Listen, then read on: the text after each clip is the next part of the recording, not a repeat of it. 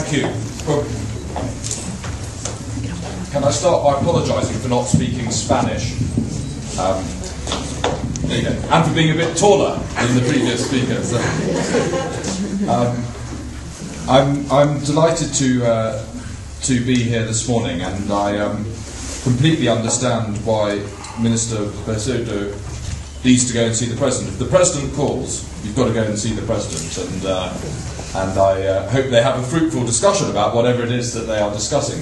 But it is a great opportunity and privilege for me to be here with you this morning to talk about this vital new topic for our new, not new topic, but vital topic for our new government. We have two coalition governments in my country and in this country. So we instinctively know already that working together is the most effective way to work. And it is appropriate that I am here today and we are representing two countries that have a long history of working together between us as countries on a big range of issues. And in recent years we have referred to our bilateral relationship in terms of our shared responsibility against drugs as being our shared responsibility. But I think we have a shared responsibility as an accurate description of our current relationship, not just in drugs, but across a whole important range of other political and policy priorities. By continuing our long relationship of partnership and cooperation, the United Kingdom and Colombia can work together to tackle some of the greatest challenges of our time. Climate change foremost among those, but also promoting global economic prosperity as well as the fight against drugs and crime. And I believe that by working together we can have a decisive impact on shaping and delivering a better future for the citizens of both the United Kingdom and Colombia. Prime Minister David Cameron wants this government to be the greenest ever, for Britain to take a leading role in the world, and the United Kingdom remains committed to an ambitious and comprehensive climate change deal negotiated through the UN, and so we want significant progress to be made at Cancun later this year. And Colombia has a history of global leadership on climate change and an excellent track record of making positive changes domestically. We all heard President Santos's commitment to protecting the environment on Saturday, and I have seen and heard for myself how Colombia is drawing up a low-carbon development plan, how businesses are engaging in a low-carbon economy, and how the press and wider public are engaged on climate-related issues. In his speech, President Santos set out his vision for Colombia to be an international leader, and it is clear to me that Colombia is already a leader internationally on climate change and has the potential with the new team to take that even further.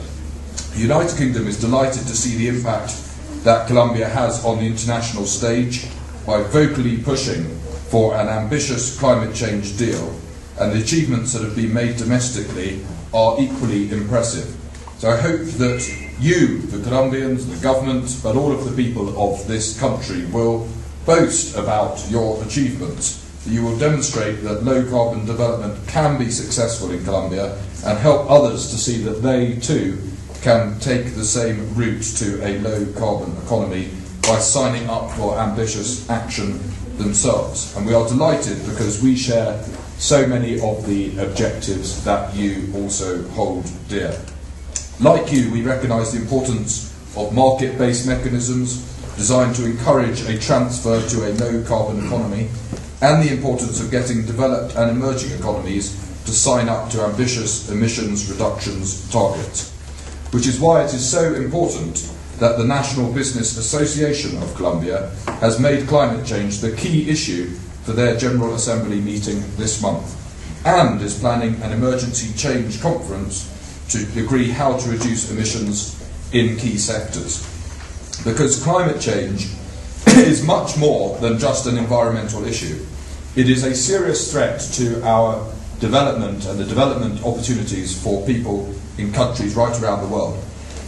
Key sectors to Colombia's economy, such as mining and agriculture, will be hit if climate change continues unabated. But action on climate change mitigation will lead to economic opportunity and reward. Ardor to thank you. Reward. So in short, tackling climate change makes good business sense, because Colombia is becoming more and more important for UK exporters. But there is potential to do much more, both here and across the region.